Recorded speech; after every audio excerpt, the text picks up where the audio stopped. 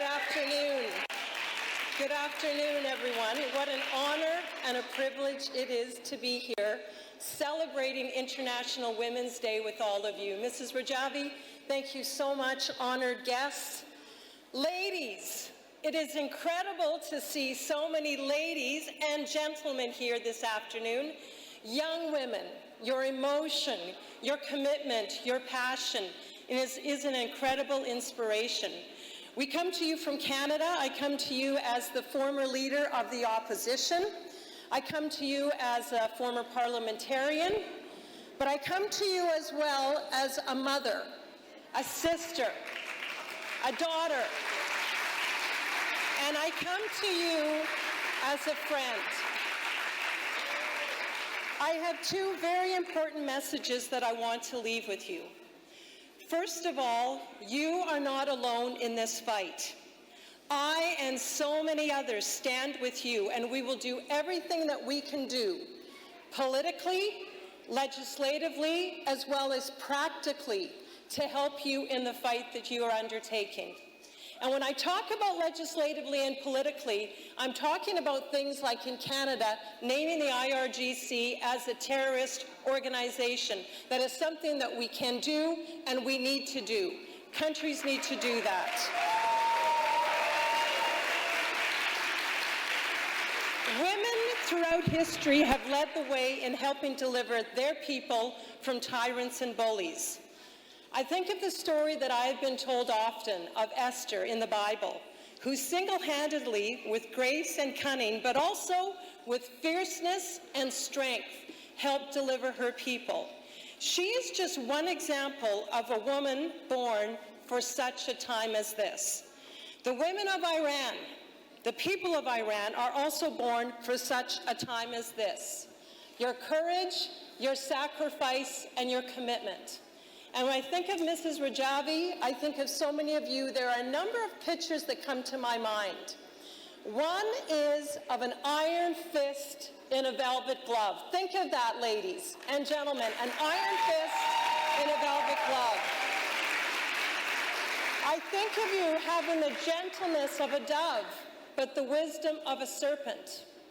That has strength and incredible tenacity. But I have to tell you the picture that I really think of, and that is because I come from Canada, and in Canada we have pretty ferocious bears. Sometimes I go on a hike in the wilderness, and I have to be cautious because there literally could be bears roaming around, and I don't want to meet up with the bear. But I especially do not want to meet up with a mother bear, and I do not want to get in between a mother bear and her cubs. And ladies, when I think of you, I think of a mother bear standing up for her cubs, saying to any enemy, big or small, mighty or weak, do not get in between a mother bear and her cubs. And that is what the women of Iran and Iranian women around the world are. You are standing up like that Canadian mother bear, and you will not let harm come to your country.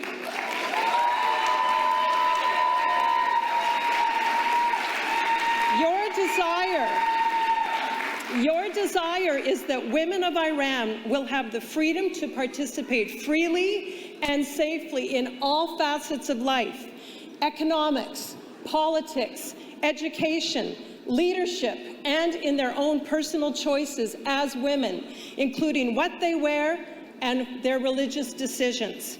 This is not too much to ask for. These are basic freedoms that every human deserves.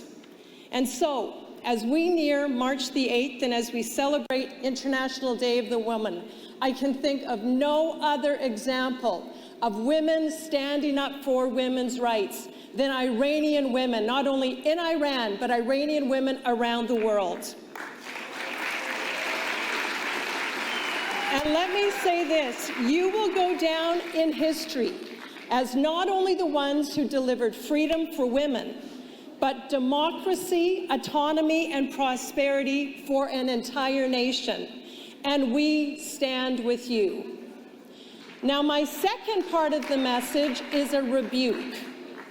My second part of the message is to the regime that is terrorizing the people of Iran And also to the leaders, and listen to me carefully, to the leaders of countries who are supporting this regime, either overtly or covertly. You are evil, all of you, and your days are numbered. You are cowards, you are bullies, and you will be defeated. And I want to say to countries and leaders of countries and organizations around the world that are trying to appease this regime, you also stand with blood on your hands. You cannot stand back and appease this regime.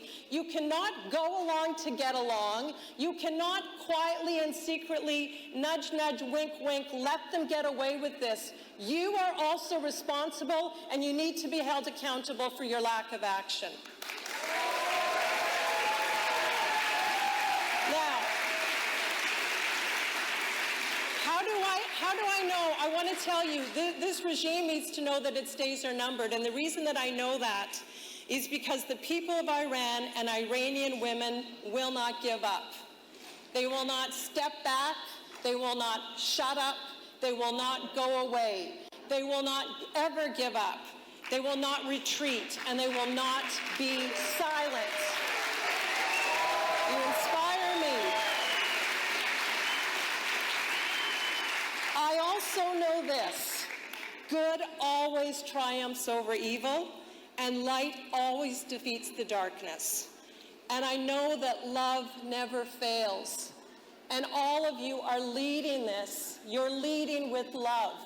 And that is why I know this will not fail. Mrs. Rajavi, I want to thank you for your courage and for your vision.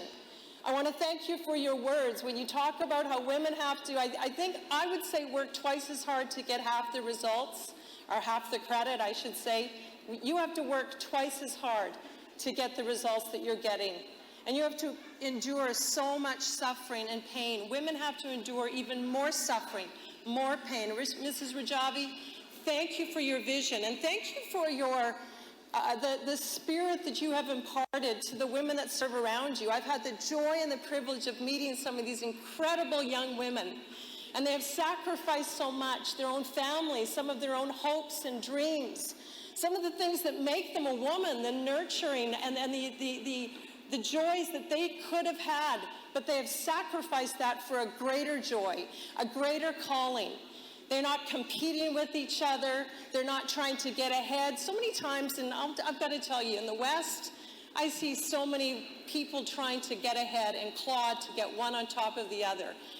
The women who are serving for this incredible, not just cause, but purpose, Mrs. Rajavi, have your spirit. And that is the spirit of sacrifice, of lifting each other up. And I know that is why so much can be accomplished. Thank you. Thank you. Thank you for...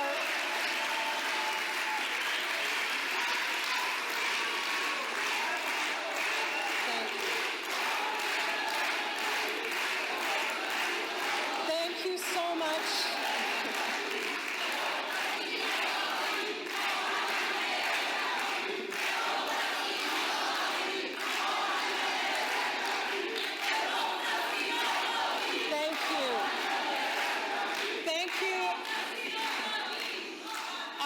Finally, let me say thank you for the honor of being able to be here. Your kindness, your generosity, your passion has inspired me, and I can tell you there is no other place in the world I would rather be today celebrating International Women's Day than right here with all of you. We stand with you.